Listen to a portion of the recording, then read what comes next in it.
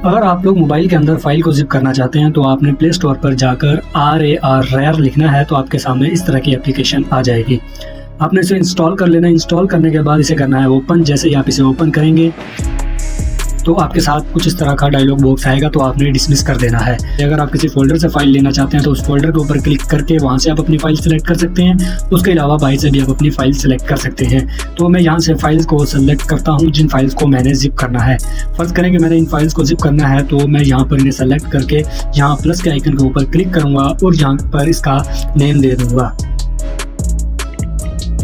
ठीक है, आपने कोई भी नाम दे देना है। मैं यहाँ पर सिर्फ जिप लिख रहा हूँ और यहाँ पर मैं कर रहा हूँ ओके। ये देखें जी, आपकी जो फाइल है वो जिप होना शुरू हो चुकी है। तो अब हम इसे देखते हैं कि ये हमारे पास आ चुकी है। ये देखें जी, ये फाइल हमारे पास आ चुकी है।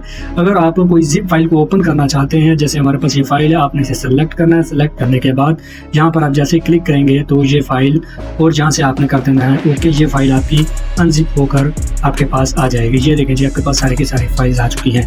उम्मीद करता हूँ कि आपको आज का ये शॉर्ट सा ट्यूटोरियल पसंद आया होगा। अगर ट्यूटोरियल पसंद आया तो वीडियो को लाइक करें और चैनल को सब्सक्राइब करना मत भूलें। टेक केयर, अल्लाह हाफिज़।